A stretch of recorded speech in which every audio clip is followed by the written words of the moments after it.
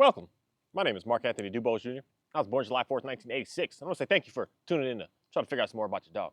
Today, more likely, I want to talk to someone that, more likely the people that watch me, this isn't going to be intended for you, but it'd be something for information so that when someone comes and asks you about like getting a dog and your recommendations and your understanding, there's a couple of words that I want to talk about that I think the reason we're struggling so much with these dogs is because we're not like understanding what the dog is.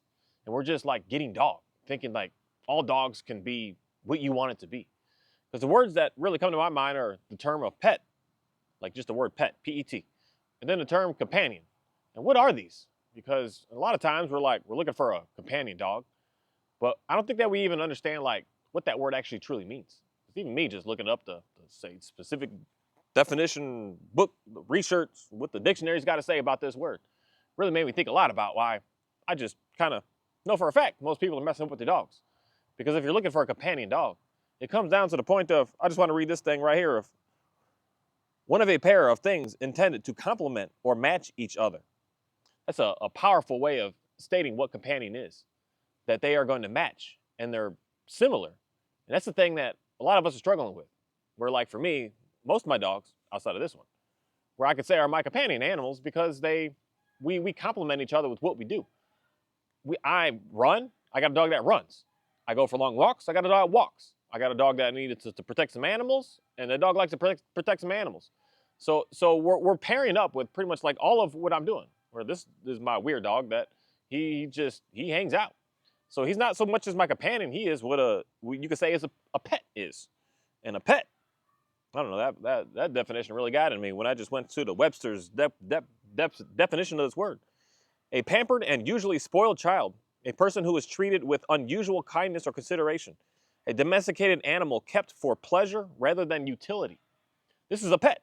He, in reality, can't really work because he just doesn't know what he's doing with that. He's so far away from his like gene pool of being a specific bred animal to do and be about something that he just throws his hands up and says, "Dude, I just want to hang out."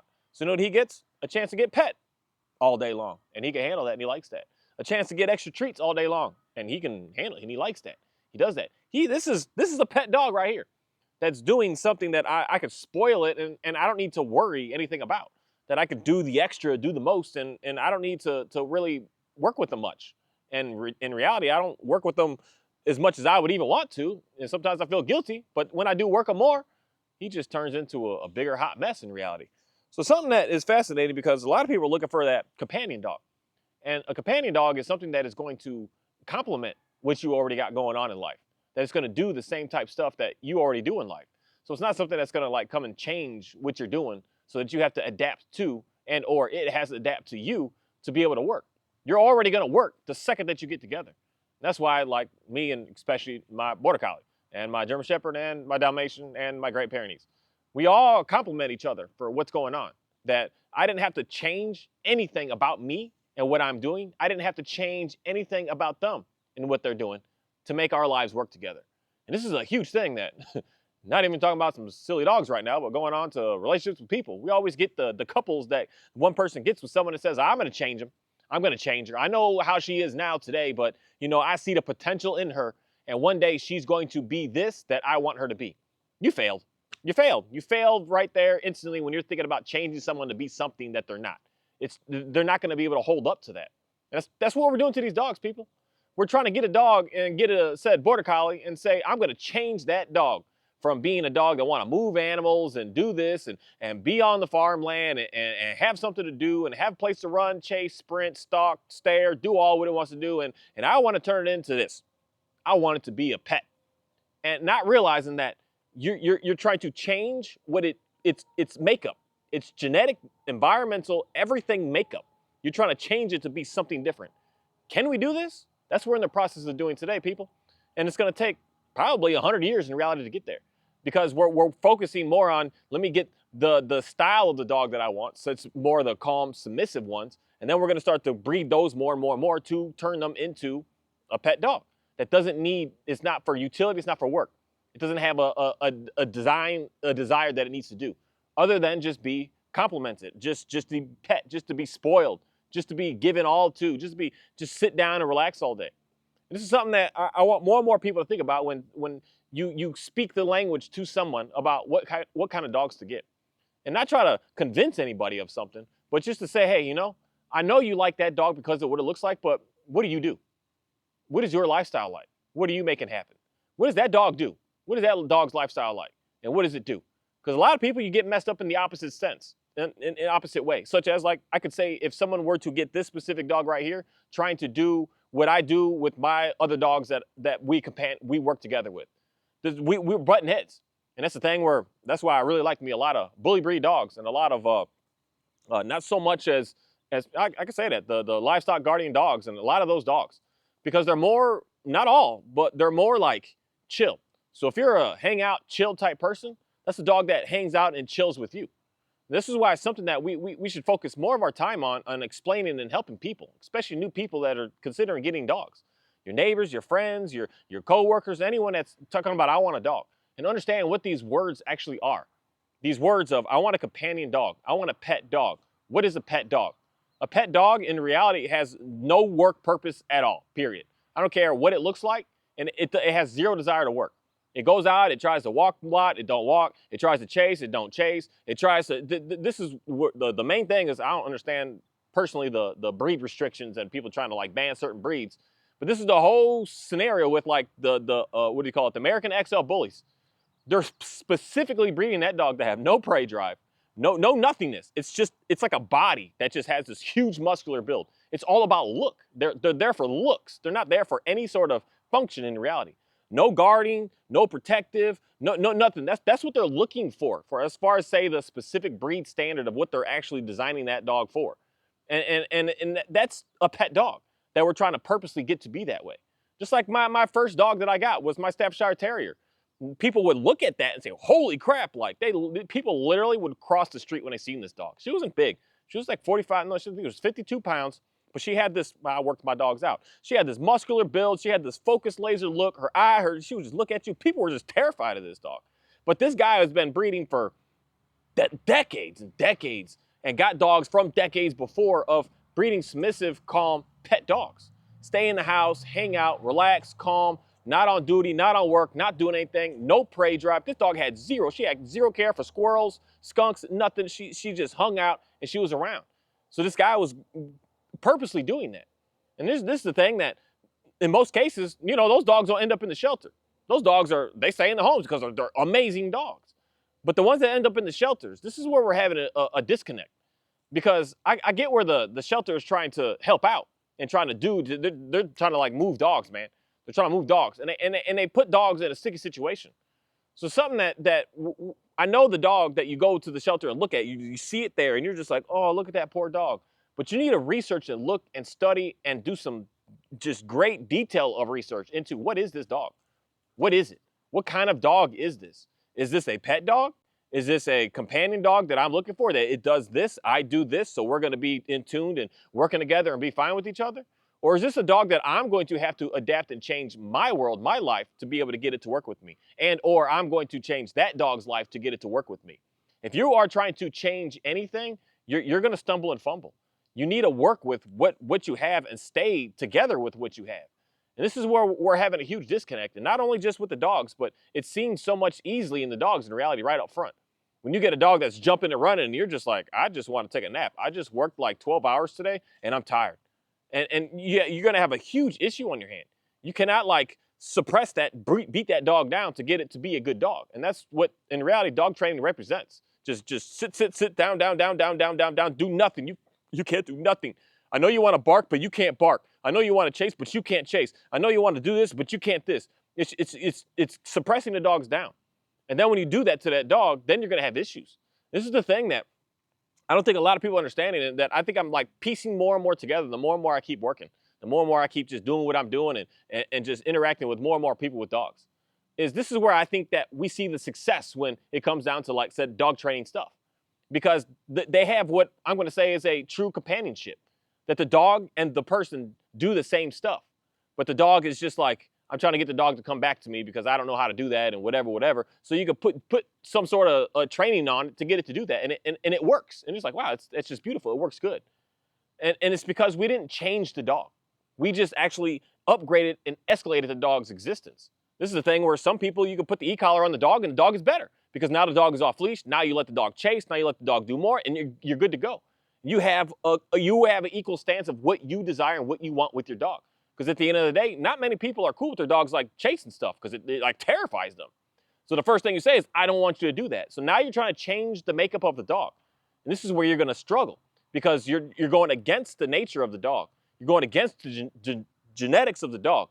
You're going against the environmentals of the dog. And you try to force the dog into be something else. And now we're trying to restrict the dog of all that it has to do. It's going to look good in the moment.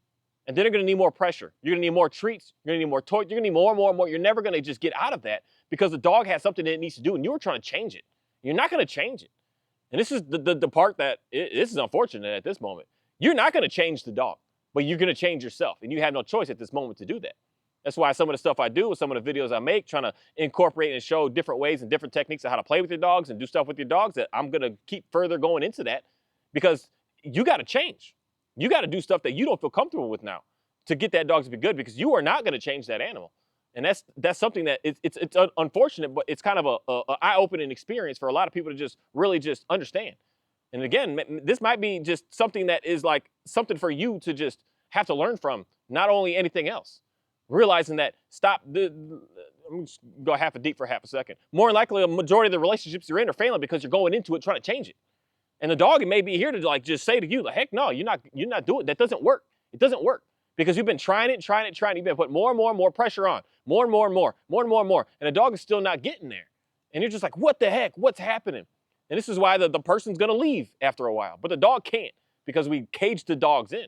We put the dogs in the kennels. We put the dogs in the house. And when the dog starts to go too wild, we never let the dog out no more. We never take them for walks anymore. They stay in the house. They stay in the backyard. And they're never allowed to leave anymore.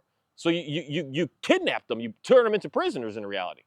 And as opposed to just like, I got to let this dog go to be with someone somewhere that can actually like give it what it needs. But with a human being, you can't do that too. They're gone. They're going to block your number. They're going to block all you from social media. They may even move out of the state. Some people might move out of the country to get away from some people because of how dangerous and how like ridiculous it was. So something that I just want a lot of people to just understand when it comes down to these dogs is stop in your brain thinking that I'm going to change it. You're not going to change it. You're not changing it. You're not changing. You're not changing. You're not changing it. You're not, because you're trying to, and it's just not going to happen. That's the part where I'm just going to just say that I see why the pressure doesn't work. Why you add more and more and more, and it's not getting anywhere. Because you don't want that dog to do something that dog is all about, that dog represents. Like a lot of stuff that's going on today, because of neighborhoods, because of apartments, because of this, no dogs can bark anymore. And this is crazy. But in the neighborhoods that I do a lot of my work, these are some what I consider as fancy neighborhoods. All got 1-acre, 2-acre lots, these huge immaculate homes, huge yards, everything's fenced and look good. And in these neighborhoods, what's fascinating is these dogs be barking. And I think that it's because we're more spread out that you don't really notice it, so no one really actually cares because you can't hear the neighbors 2 houses down barking in your home. Your home is like already so large and it's just so much. So these dogs are barking. But you know what? Most of these dogs don't have issues like with the whole guardian and with all that stuff.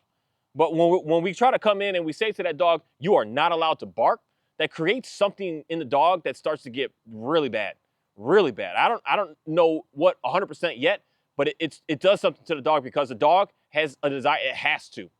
And the biggest dogs that a lot of people like today are these guard style, dominant style dogs that know and are secure and are independent and know how to take care of business if something comes through that shouldn't be there. And we're getting these dogs and we're putting it into a small yard and thinking that dog you can't bark because I don't want to upset my neighbors. So then we try to do everything we can to make that dog never bark again. You try to make sure that everyone someone new comes to the house, you can't bark. You can't do anything. And the dog, it's in it. So we're trying to change it to do something that you want. And when you try to do that, I'm telling you, you can slap that e-collar on that dog, it's going to work a little while. It's going to. But that dog is going to, at some point, it's going to explode. It's going to just explode. And that's the issue that I think a lot of people are running into because we're changing the dogs as opposed to just working with them. Understanding who it is and just do what you got to do to get that dog to be that. And again, this is why a lot of the techniques I think work on certain cases and certain scenarios. Like me with some of my stuff, it looked pretty good. It was all right. It was decent. Outside of my shepherd, I didn't allow him to do the chase. And I'm trying to allow him to like show him and play games with him today of, dude, we could do this. But he's seriously nervous about it. He's like, I can't chase nothing, man. Because you're just going to stem me with that collar. You're going to do this, you're going to do this, you're going to punish me, you're going to correct me, you're going to do something to me if I even think about doing something right now. And he's all right for that. So that's why we're still not like 100% there. That's this year that I'm going to be working on to let him know you could do this. This is why hopefully soon enough I'll get this course set up out here to let all the dogs run and chase. So y'all all have fun and do what you got to do. Because all my dogs that I have, man, this dude like to chase a little bit. They like to do that. They like to get that. They like to make that happen. And the more that I don't let that happen, the more that we're butting heads. Where I give him something else that he wants, a lot of it, but I'm not giving a whole complete package of who he is and what he represents. And that's something with me that, just think about that with your own self, of someone coming into your life and trying to change who you are. You're an artist. And then, oh my goodness, we get messed up as baby children right away as little kids because our parents or a family member or something, or a teacher or a coach or something will say to you, you know, you like something a lot. You in your mind perceive it as I'm good at it. And you do it and you show it to people like, wow, that looks really good. And then someone comes into you and says, oh, no, that ain't going, that's a waste of time. You should focus on this instead. How are you in that scenario? How are you moving forward in life with that? You're going to have like some sort of blockage in you that, for one, you wish that you could have done. So then you suppress it and hold it in. And then when you finally be able to one day get a chance to be able to do it, it turns crazy because you have this like regret of like, and this just horrible guilt and this just horrible shame. You got all kinds of nastiness connected to you because you didn't just do who you were. Someone was telling you no, and you just, I'm not doing that. No, I can't do it. I can't do it even. You can't just be, and the main thing is we just need to be ourselves. And that's a life lesson right there for someone that's just struggling right now. You can only be you. You can't be somebody else. You have to be you. When you be you, watch how you are going to enjoy life. It's going to be scary as all heck can be at first because you're going to be nervous about, I don't know, and I'm unsure. Because that's what I look at my silly German Shepherd. He's scared. He's like, I don't know. Is this okay? Is this okay? But once he finally just does it and breaks through and makes something happen to be who he is, he's just gonna like have this like, woohoo, like I'm finally alive. I'm finally like able to just be me, be myself. And that's when he's gonna be in the most highest level of joy. That's why with this dog, he's a pet. And he lives like such a, he's like the happiest dog I have at the end of the day because he's doing everything that he wants every single day. He gets a little extra here, a little extra there. I take him for walks at the lake here and there. We run and play with animals out here. He gets to sprint and run and play. He gets a balance of every little thing. He gets to chew on bones. He gets to eat fresh chicken. He gets to eat his eggs. He gets to go on a hunt for him. He gets to do everything. And he has like no like specific, this is my job, this is what I do. So in reality, I can make up anything I want. This is just what we do, and he's gonna be good to go. But that's not like the majority of the dogs. The majority of the dogs are a dog that is about business. It's about doing something. And I don't care the size. We get stuck on like the size and the looks and even the breeds at the end of the day. Some of the breeds of dogs, I've seen Malinois in my face that are not, they look like this. Something happened. I don't want to say they genetically messed up, but something happened that they brothers and sisters are all like high strung, hardcore working animals. And you got that one that is just my Johnny man here. The one that is just hanging out. And we always like see that one and we forget about like the thousands out there. Like, yeah, that's what mine's gonna be like. If I get one, it'll be like that. No, it's not. You gotta look at that dog that's in your face in that moment. What's going on with it? You got a dog that you're like, I want a nice, calm dog. And you go to the shelter and you see the dog that's jumping 6 feet high about to break out of that thing. And you're like, I like this one. You're messing up in life right now.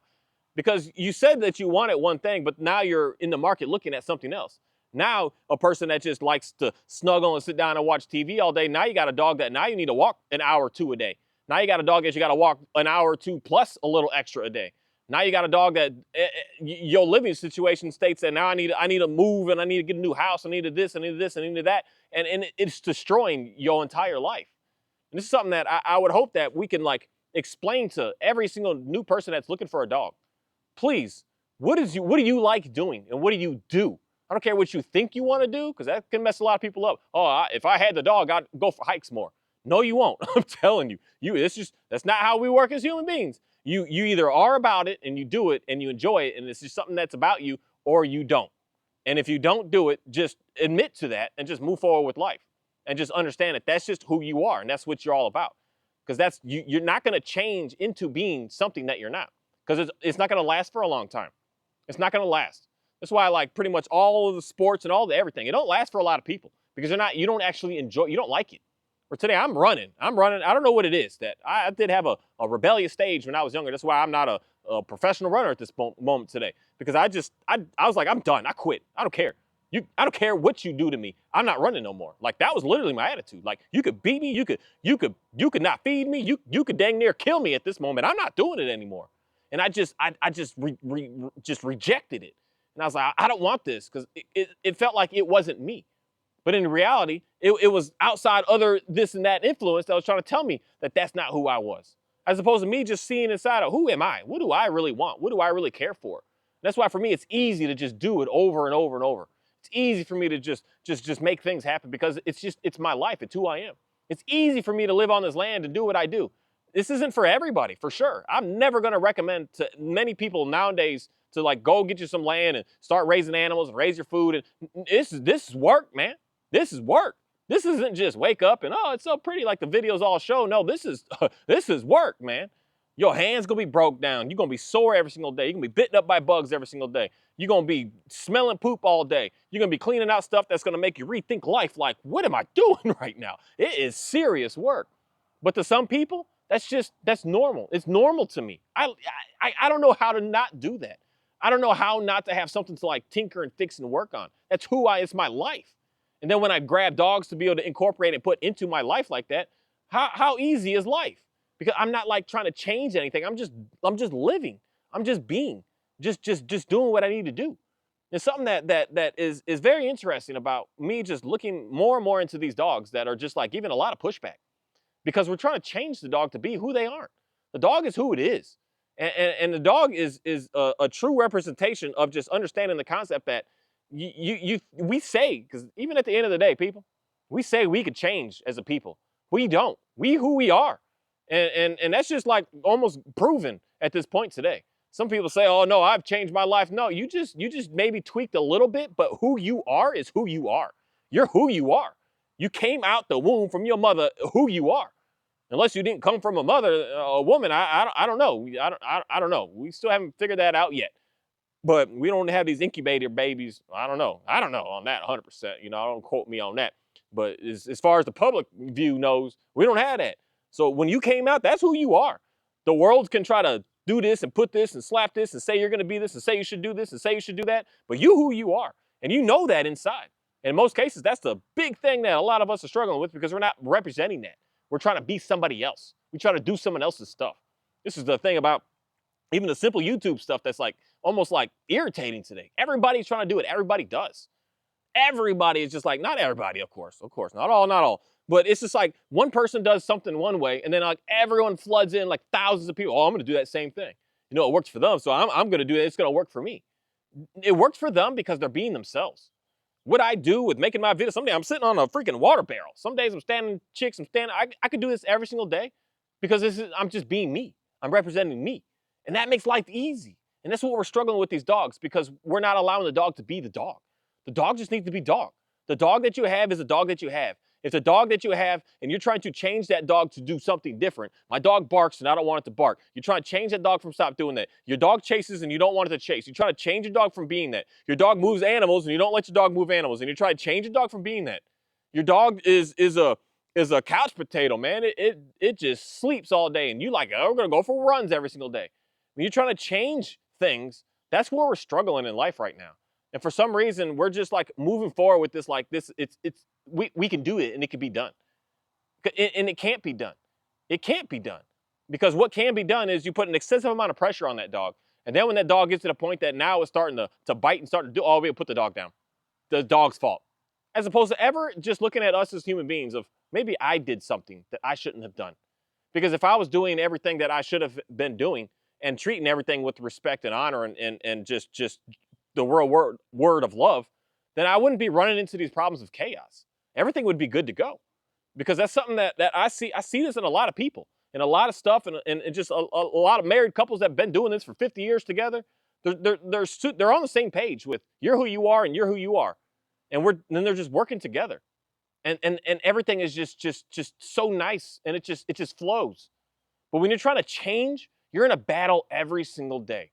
When I try to change this dog, this was my first battle I had with this specific animal, Johnny, right here, is I brought him on this property, and I had him on alert on anyone comes down his driveway, you better bark.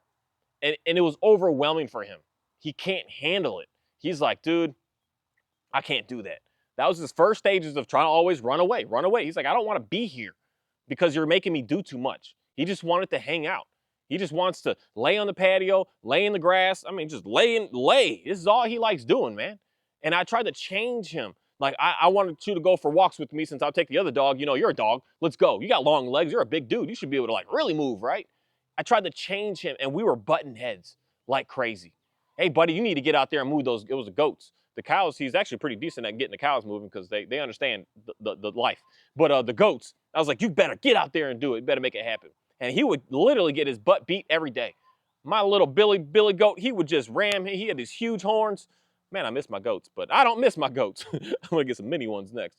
But I was trying to tell him to do that, and he just couldn't do that. And we were butting heads. He was fighting with me. He was running away from me. He was showing teeth at me. He'd be growling at me. I'm like, buddy, you ain't about to be showing no teeth at me right now. And of course, what do? Put more pressure on him. What do? Lock him up, crate him up more. What do? Start to just go wild with it. Because I never worked no e-collar with this dude, but I started putting it on him at that moment because I couldn't give him pressure the right enough way with that that prong collar. It wasn't good enough anymore. I needed something more. And then when I realized, like, one day, I don't know what it was, but I just literally just woke up. I was like, maybe I'm just doing too much with this dog. And I just quit. I said, buddy, you're done. Almost in a way of like, I was so frustrated that I gave up on him. I just gave up. I was like, whatever. I don't want you. Get out of my life. Seriously, that's how I spoke to this dog. Like, get out of here. And then I just noticed day after day, he started getting better because he just didn't want to do what it is I was telling him to do because he wasn't capable of doing it. And that's the same concept of what we got with the opposite side of that. That you got a dog that wants to get up and it wants to go and wants to make it happen. And you're like, no, sit down, lay down. No, lay down.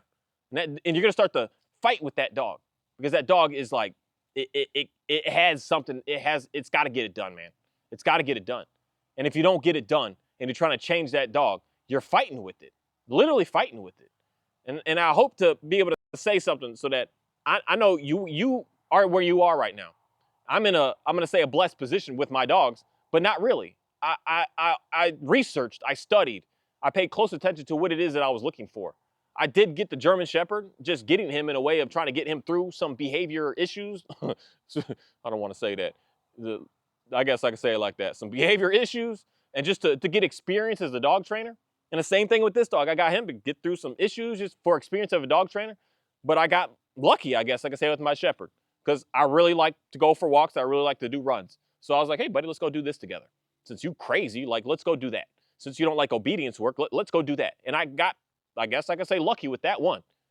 And this one, I got lucky in a sense of, you don't want to do nothing? That makes my life kind of even easier. And for me to actually be able to see what a true pet is.